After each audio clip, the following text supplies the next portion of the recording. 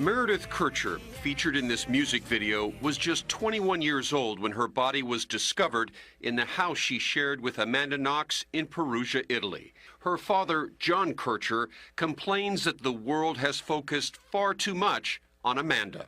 He writes, Meredith was a beautiful, intelligent, and caring girl whom everyone loved, and her story deserves to be told.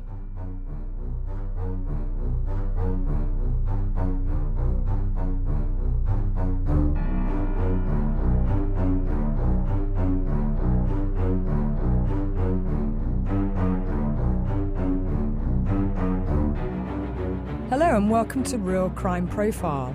I'm Laura Richards, victim advocate, analyst, founder and director of Paladin National Stalking Advocacy Service, and also co-creator and co-producer on CBS's show, The Case of JonBenet Ramsey. And with me today is... Jim Clemente, retired FBI supervisory special agent and profiler, former New York City prosecutor, and also co-creator and producer on CBS's The Case of JonBenet Ramsey. And I'm Lisa Zambetti. I'm the casting director for Criminal Minds, where Jim Clemente is my colleague. So today, as you know, we are going to be continuing with the case of Meredith Kircher. And we certainly spent some time reflecting on this case and looking at what our followers on Twitter are saying, and as well as Lisa's been looking at and interacting with everyone on Facebook. And from talking to Jim and Lisa, we feel as a team we really want to do justice to this case for Meredith and her family. And we said at the very start we wanted to do a deep dive into Meredith's life and who she was to find out how she died. And we know that her father wrote a fantastic book, which I've certainly just finished. It's called Meredith, Our Daughter's Murder and the Heartbreaking Quest for the Truth. And this really does colour Meredith and bring her to life, of her character, the people that were in her life. So we want to really bring back the honour to Meredith, bring her to life, the family's experience also of what happened and their plight throughout this case, because obviously there's been lots of twists and turns at court, and this has really impacted on the family too. And John Kircher actually ends the book saying, you know, how could it be that she's overlooked in her own murder?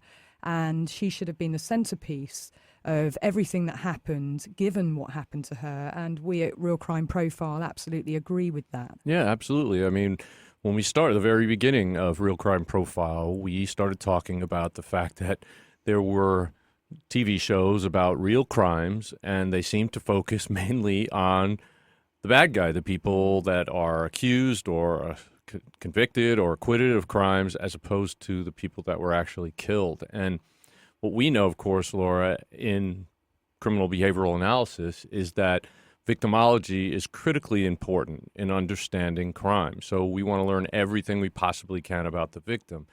And that's part of why our focus is there. The other part is because they're human beings.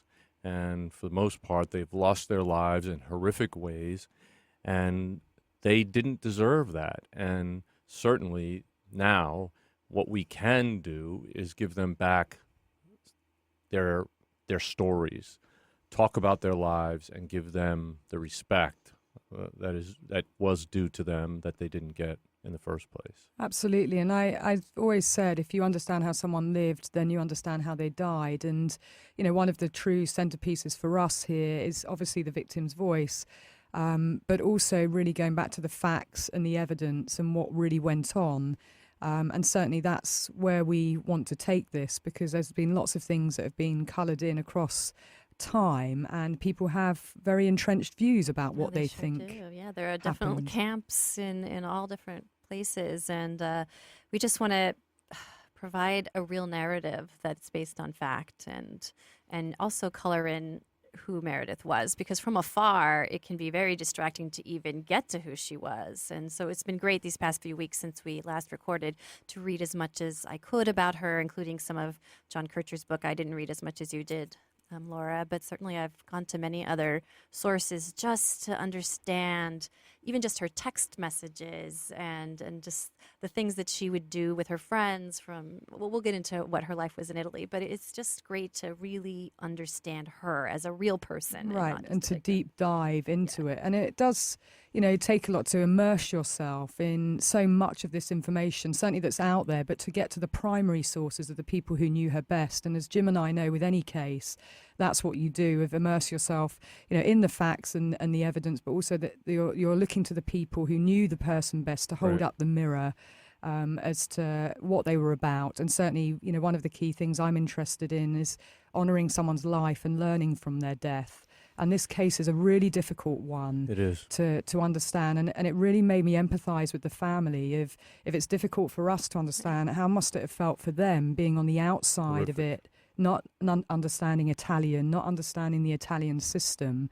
And I think that's part of this journey of us trying to uncover the truth and to give them the facts and evidence as we see it. But obviously they were reliant on an interpreter the whole way through, and from their lawyer, Francesca Maresca, who was actually in Florence for most of it, translating what was going on. And that also must have been incredibly difficult for them. Yeah, and I think it's important, just based on what you were just saying, Laura, and what you said a moment ago, I believe the reason why there are such divergent camps was because of the misinformation that was out there.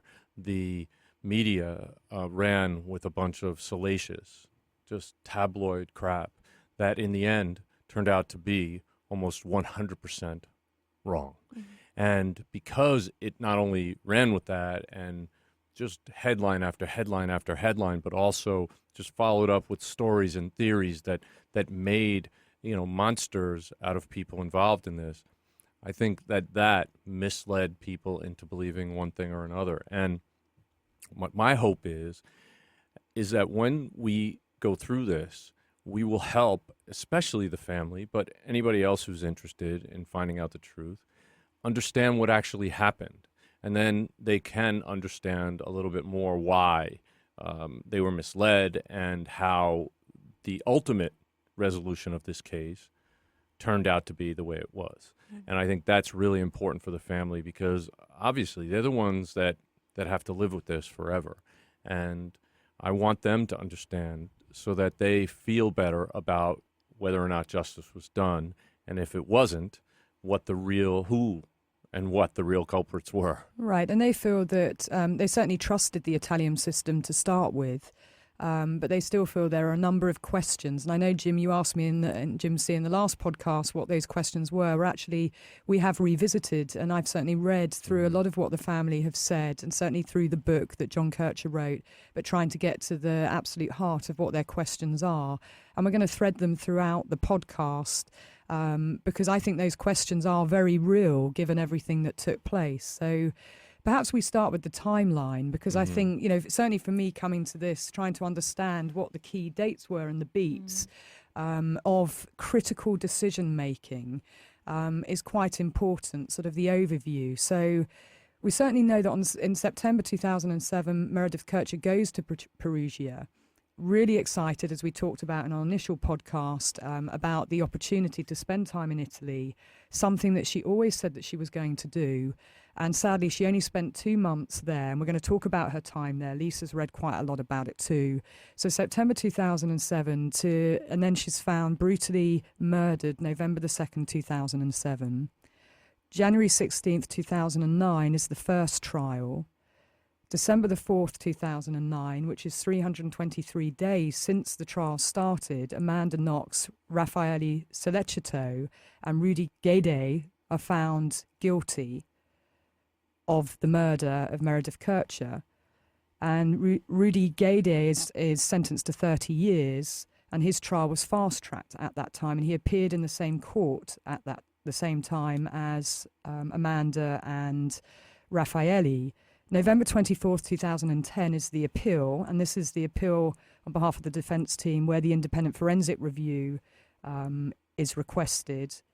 October the 3rd, 2011, the report was produced and it was scathing around the forensics, and they are acquitted. So that's 4 years later. That's when they were released from prison. When Raffaele and Amanda were released from prison. So they were in prison for 4 years. Well, I think a month short of 4 years. 4 years later, immediately released after spending 4 years in prison. On March 26, 2013, the prosecution then appeal their release, and that appeal goes to the highest court, which is the Court of Cassation, which is in Florence. September the 30th, 2013, that appeal begins in Florence, and Amanda Knox is not present, but Raffaele Sollecito is.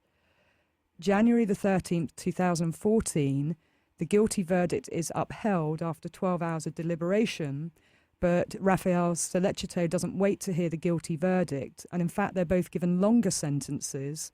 Raffaele, 25 years, and Amanda Knox, 28 years and 6 months. On March 25, 2015, almost 1 year later, the final appeal to the Supreme Court, the decision comes back by a panel of judges where they decide that they are innocent and they are immediately discharged of any findings of guilt. However, Gyede still remains in prison. So that's the timeline. It's 7.5 years later that they're found not guilty, and 4 of those years are spent in prison. So that's sort of the broad overview. And now we really want to get into just some of the detail around Meredith and her life, who she was, and certainly adding some colour and some context. So her family, really, Mother Arlene and her father John, had 4 children, and Meredith was one of them. So Stephanie, John, Lyle, and Meredith. And her parents were no longer together.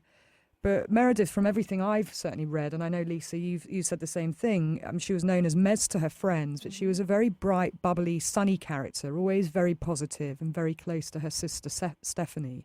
She loved her friends, dancing, clothes, fashion, musicals and shows. I mean, she sounded like a typical sort of London teenager in many respects growing up. And Laura, so she grew up near Brixton, right? So Croydon, so it's southeast okay. London. I mean, they were Causden, which is sort of a very close to Croydon.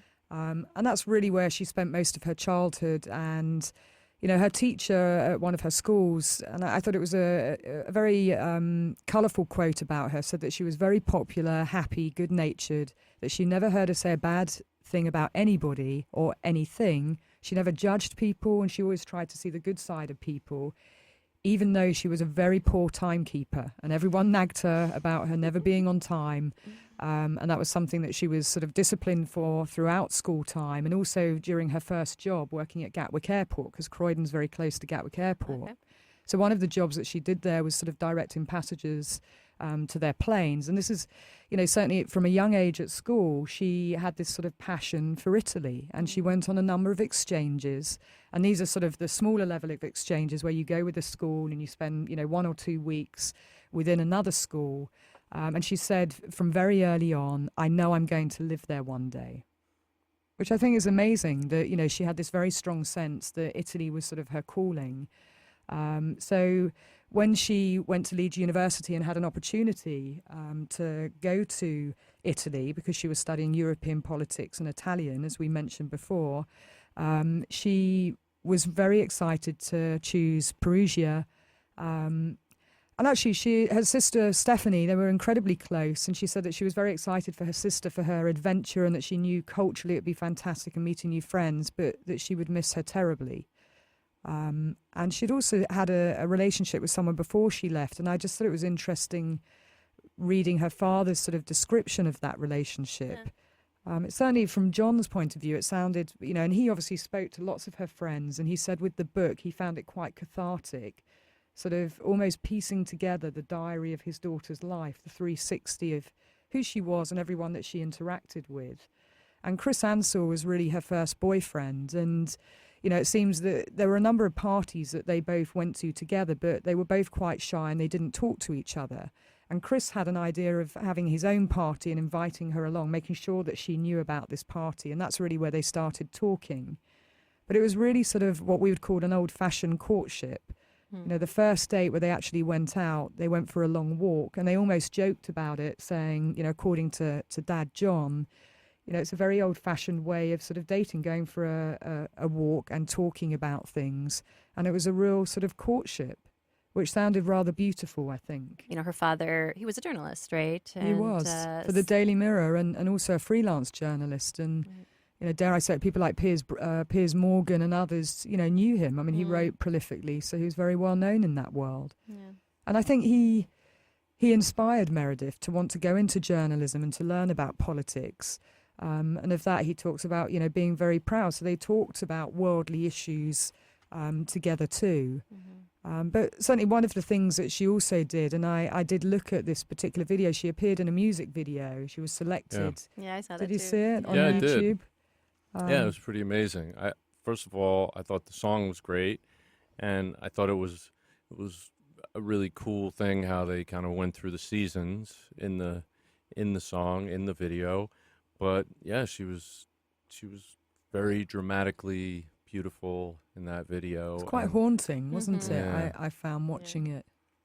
Really. And there's some of the last images, you know, when she's coming down the staircase. And I know, you know, John talked about the family watching it a lot, you know, after she was killed. How And recently before she was killed was that made? I think it was within at least a few years. I think it was 2004. Yeah. When the video, yeah, some say video. So, I mean, people can have a look at that on YouTube. It was Christian Leontiou's song, Some Say. And, you know, she was thrilled to go off to Leeds. She lived on campus, first of all, for the first year, because it's a big campus-based uni. And then she lived off campus with friends and worked at Vodka Revolution, which is sort of a big chain of bars in the UK. And everyone really said what an amazing friend she was. And I think, you know, certainly the family can be very proud of her just from hearing people's, you know, testaments to her saying how bubbly, positive and fun she was to be around and to be with. And this is, you know, in the book we learn about her love of karate as well.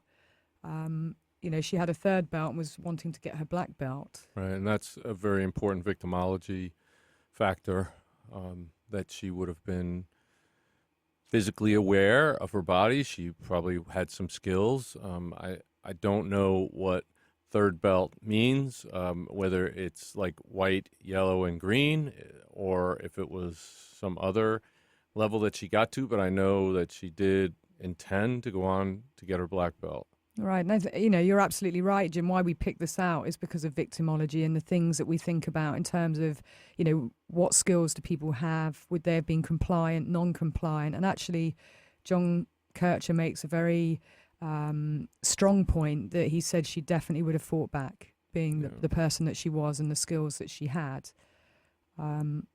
I can believe that too, you know, given the training that she had. And going back to him, you know, Lisa's point, him being a freelance journalist, I actually found it, you know, interesting finding out the way that he knew that she had been killed, which must have just been devastating. Yeah. That he finds out through his contacts in the news outlet world. And, you know, he was told that someone in Italy, in Perugia, had been killed and it was a British person. And he kept asking around, calling up the news desks. And finally, it was confirmed that it was somebody called Meredith. I mean, I can only relate to this in that I had a friend who was killed in a plane crash, a very well-known plane crash. It was, when they showed the list of victims and I saw his name, I just fell apart. I mean, it's such a shock. Like, you know that somebody you care about is in a dangerous place or is in a place where something's happened, and you just can't believe that you actually are connected to it. And so I can only imagine what that must have felt like to have your worst nightmare come true. And have your, literally, the bottom of your world fall out. Mm-hmm. And you get that feeling. He describes it, you know, that he absolutely knew at that point, and then obviously spoke to Arlene and she had it confirmed too. So I just thought, what a horrific way to find out. I mean, knowing through work contacts, but, you know, they didn't get a knock on the door. It was actually through, you know, people that he knew in his business. And I think, you know, again, it's a double irony. You know, he was told that her name was Meredith. And of course, we used the hashtag. Her name was Meredith. So next, we're going to talk about Meredith's time in Italy. Hello, it's Jim Clementi and Francie Hakes with a special message about a new show that I'm hosting on Wondery called Locked Up Abroad. In each episode, people tell their harrowing stories of being convicted of crimes and jailed in foreign lands, or kidnapped and held hostage in war-torn countries. These are definitely worst case scenarios. They're truly frightening situations. Yes, No best cases here. But it is fascinating to hear how they manage to survive these ordeals. In the first episode, Midnight Express, Billy Hayes tells us about being imprisoned in Turkey for smuggling hashish. Oliver Stone even made a movie about it. But that was the movie. This is the real story. I even had the chance to interview Billy Hayes recently, and he told me the whole story behind the story of how he escaped a Turkish prison. He even told me that he went back to Turkey years later. You have to hear his story to believe it. And now, in his own words, here is Billy Hayes. The way that Meredith was killed is obviously horrific. We've not really had a chance to properly grieve her because of this whole process has been going on so long.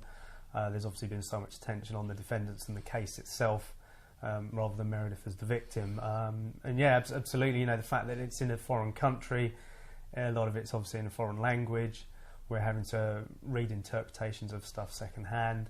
And on top of that, the fact that it's been, as you say, sort of knocking on into 7 years now, and the next verdict in this is going to be spring 2015. So we know that Meredith was only in Italy for 2 months, and you recall the way that, or how she found out about the room in the villa, do you, Lisa? Yeah, there was a posting on it as she'd been living alone, and she had complained to her mom that she was feeling lonely, and so she wanted to, like lots of people abroad, that you want to dive in and really be, in a house with locals and people. So that's what she did. She answered an ad for a room for rent, and she joined this house full of people where Right. she had, roommates on her level and then also more housemates down below. So it seemed like a really great opportunity to get to know the town on a different level than just living by yourself. So this beautiful little villa in the Umbrian Hills, and which we described, incredibly picturesque, in a place that's known for its chocolate and its cobbled streets. And there were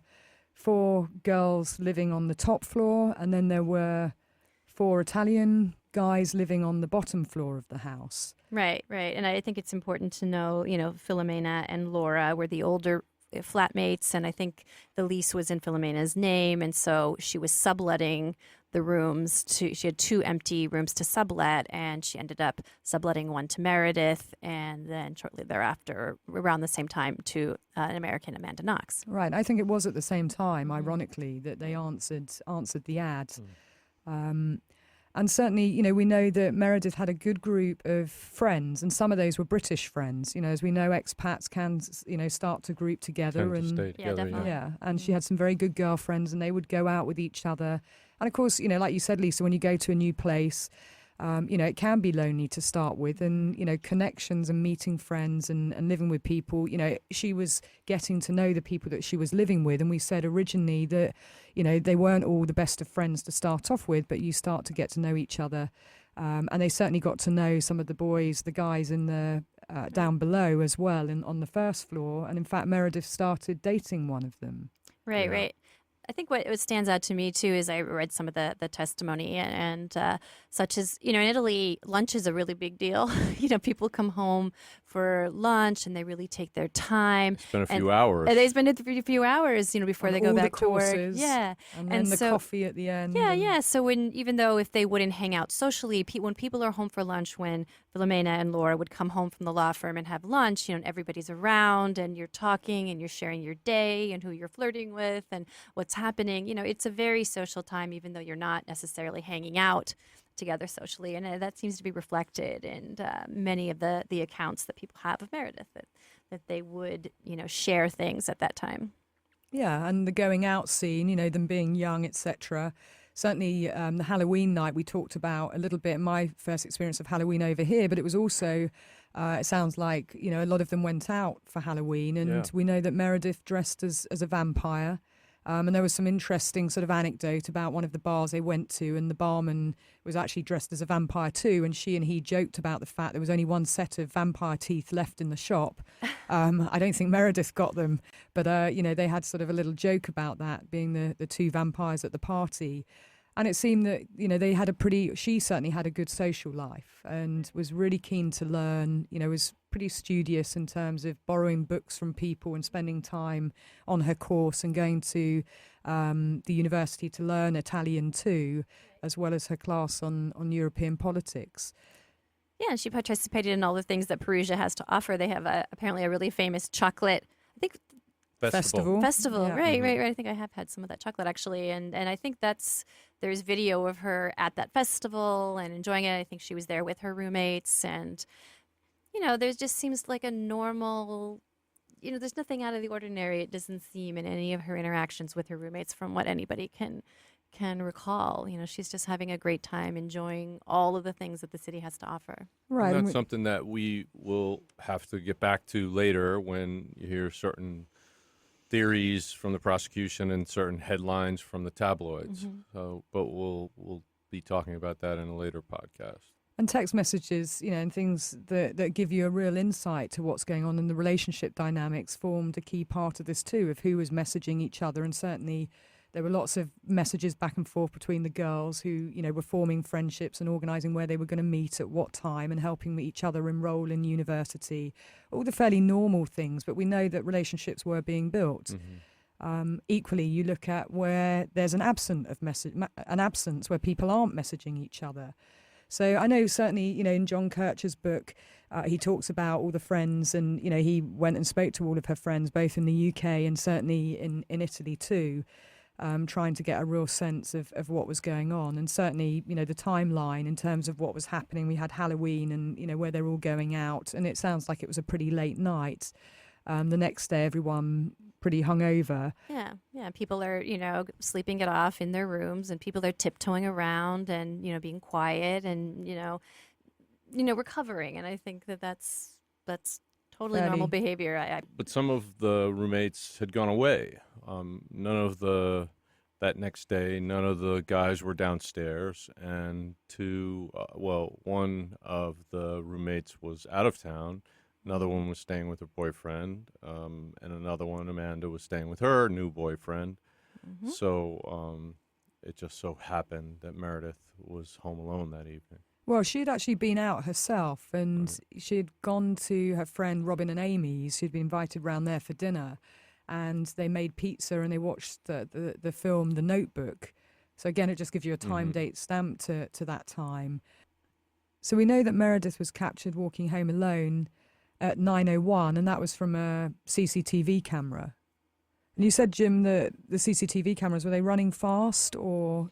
Well, they were 10 minutes off, based on when the police actually arrived the next day. There's an actual record of the time that they pulled up on the police radio and car, and then there's a record of on the video, and they said the video was 10 minutes off. And of course, the sequence of events is important. Yes.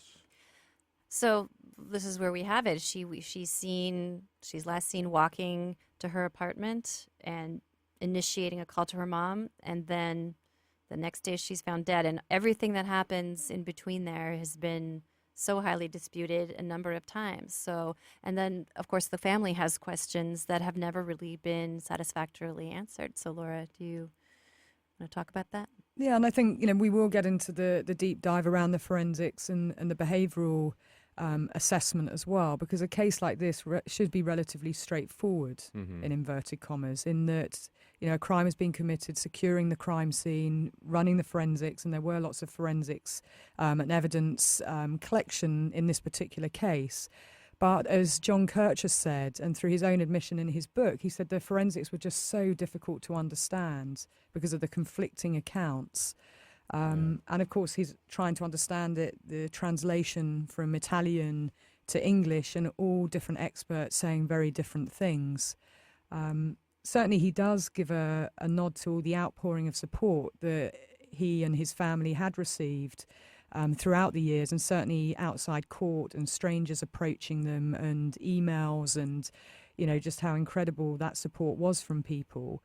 Even the Prime Minister, David Cameron, actually, he says in his book, went on national TV to relay his sympathy to the family, which I think is quite staggering, in and of itself. And I think at the end, in terms of him saying with what happened at the end of the case, that the family, this is a quote from David Cameron, that the family no longer have an explanation about what happened because the explanation that they had is no more. And of course, there's someone in prison for her murder, but everyone should really think about the family.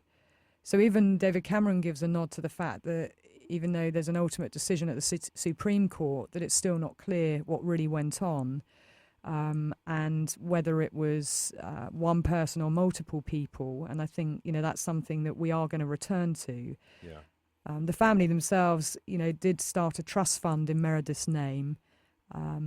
They wanted to try and get funding to help them with the case in particular, but also to try and support other people who may find themselves in the same, horrific position. Yeah, it's probably the same position that Natalie Holloway's parents found themselves in when their daughter was killed in Aruba, and Madeleine McCann's parents when their daughter was killed in Portugal. There have been so many listeners who are really interested in us covering that, by the way, just the sidebar, Madeleine McCann, for sure. Yeah. And so, you may have your country's involvement. Like, I know that the Kircher family did have the British consulate involved, but they were absolutely, devastated financially by the fact that the government wasn't supporting them. And I've certainly heard from other families through my work in the UK as a victim advocate that they haven't had support equally when their loved one has been killed abroad. Right. And just a shout out to Criminal Minds Beyond Borders, because the whole premise of that show is about how the FBI can assist in situations in which Americans find themselves in danger or murdered overseas. Mm-hmm. And that actually does exist. The Behavioral Analysis Unit does travel. The Behavioral Analysis Unit did get called into the Natalie Holloway case in Aruba and the Madeleine McCann case in Portugal.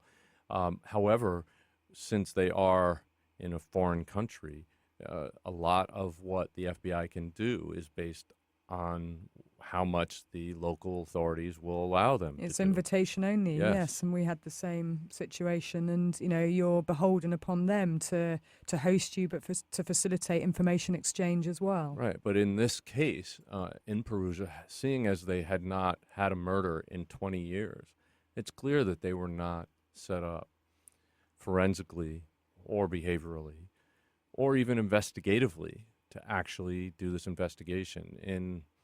In New York City or Los Angeles, this case would have been resolved rather quickly, and succinctly. It would have been documented and investigated and closed very quickly, because this is not a very unusual type of crime. It is clear that there are major failings in the forensic workup and investigative workup on this case, and we'll talk about them later as well. Yeah, so some of going back to the family questions that they have, because John very eloquently highlights them throughout the book. So things like the bloody footprints that we hear about continuously, actually on Twitter and other places, the alleged blood mix between Amanda Knox and Meredith Kircher. Yeah, and all that's going to come down to actually what was actually found forensically as opposed to people's interpretation of what was found, because those are two very different things. Right, and I think with all these things that they list, so things like luminol being used, to show the mixed profile, was it a staged crime scene or not, question mark, and I know we're going to get into that, Jim. Yeah. The inconsistencies in all of the accounts from Amanda Knox, Raffaele Sollecito, from Rudy Guede. Why didn't Rudy Guede call an ambulance? Why weren't the police called earlier on? This is a question that John Kircher has. By Amanda and Raffaele. Yeah, John says, when they were immediately in the house, why didn't they call the police earlier? Why did some of these key witnesses come forward a year on from the event? People like the shopkeeper and the homeless man, which we'll get into. Well, yeah, we really need to talk about that, because you need to talk about McNeely first before you can get into that. Absolutely. So the blood on the knife, equally, John Kircher says, that they believe that Meredith Kircher's blood was found on the knife, and that it may be a small sample, and it's unique and individual to everyone. It doesn't matter how big the sample is or how small the sample is. And this is the knife that was found at Raffaele's. Raffaele Sollecito's. And that's also, we'll get into that question as well, but it in fact does very much matter how big or small the sample is. The science of it actually makes a significant difference, as we've seen in the JonBenet Ramsey case. Absolutely. And, John Kircher says that there was no contamination as a different team was sent to search Raffaele Sollecito's house. The other question John Kircher has in particular is around the DNA on the bra clasp.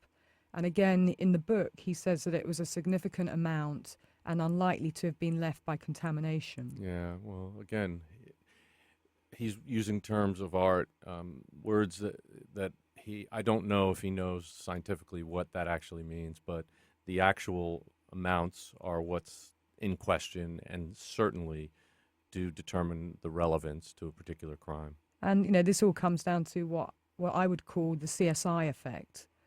I think where, people think that because DNA is found, therefore it's the DNA of the killer. Right. And of course, we're going to talk about transfer as we have done, Yes. Jim C., in many of the cases. And certainly, there was a number, one expert in particular who said that, cross-contamination is not possible as DNA is not easy to transfer. Well, So we're going to shed some light on that, I think, in the next podcast. I would like to know who this expert is and actually look at their credentials because there's an entire branch of science Do you want to name her? about transferred DNA. So this is Patricia Stefanoni, who's the lead person for the prosecution's case. Really? Okay. Surprising. Really? Oh, I The didn't same know. person who basically said, oh, yeah, well, even though the machinery that we have, the actual scientific instruments that we have a limit to how much you should turn up the magnification of the noise at the bottom, even though that exists, and this is the first case I ever did it in, by the way, I turned it up all the way. So then I found their DNA in the little noise at the bottom. Mixed DNA, multiple male donors for that DNA on that one bra clasp, which would have meant 3 or 4 other guys other than Rudy Guede and Raffaele Sollecito also were involved in that. It's junk science. It's non-science.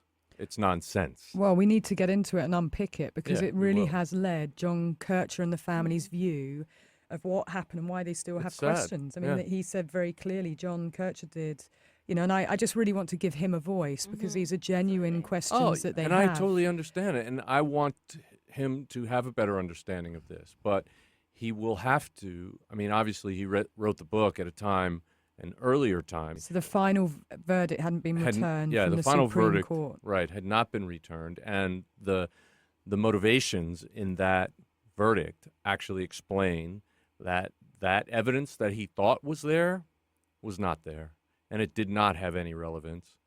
It was misinterpreted. It was absolutely not scientific.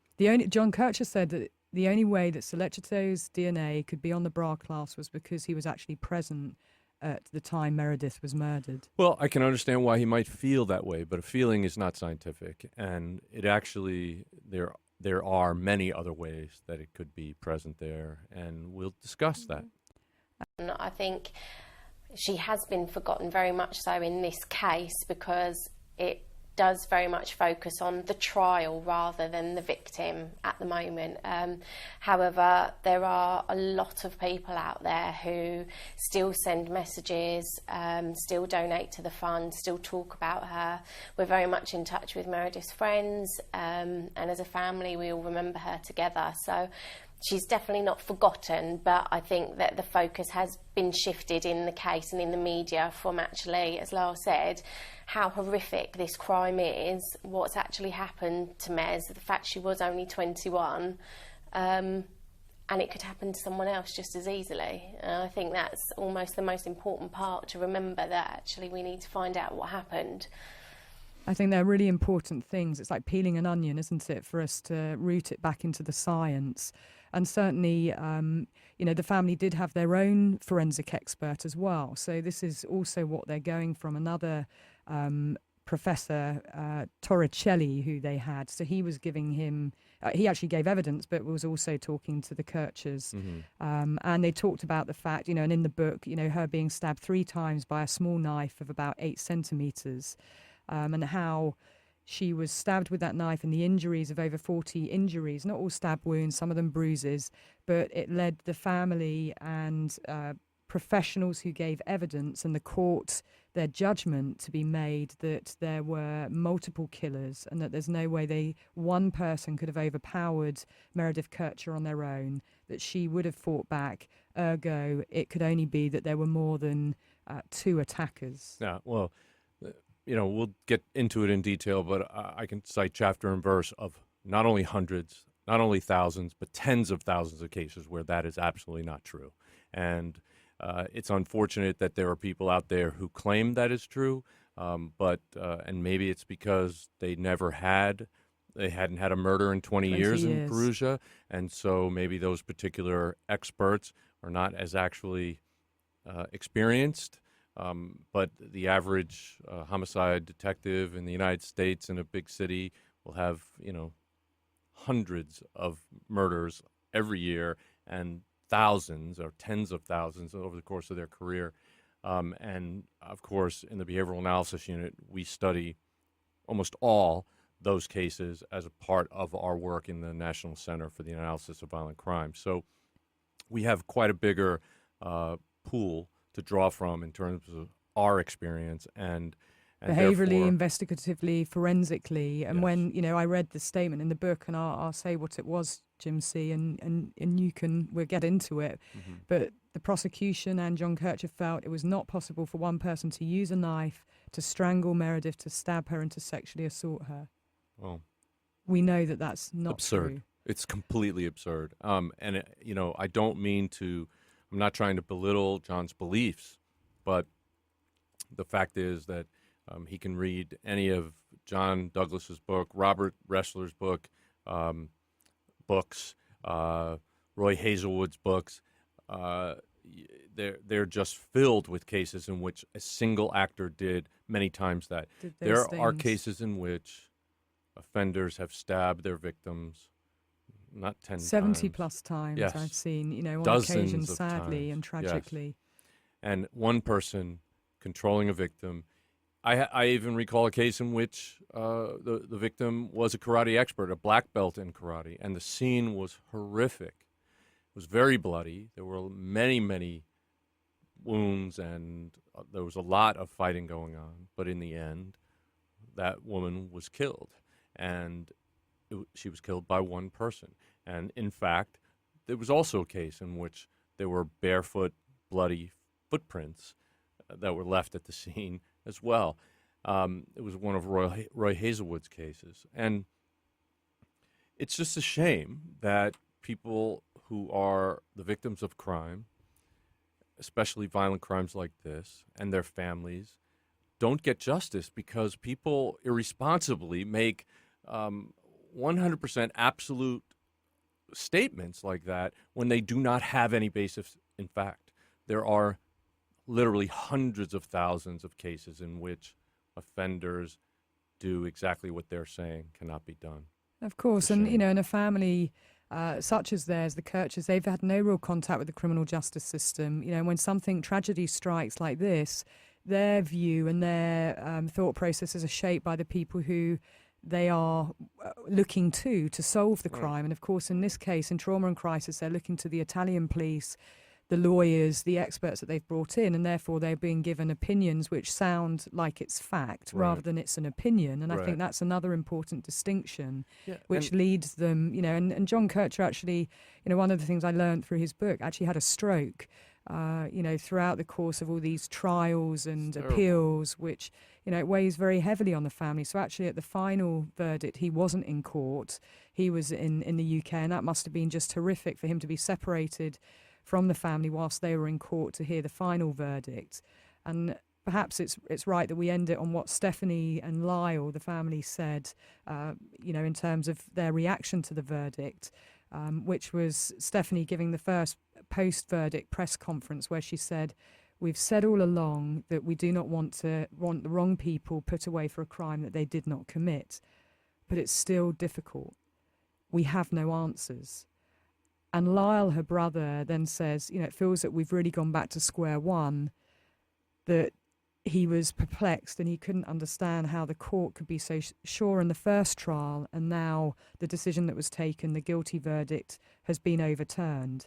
And I think through their lens, we really want to get into the next pod and understand, go through all of the detail of why it is that they still feel that they're left with no answers. And we've started getting into some of it.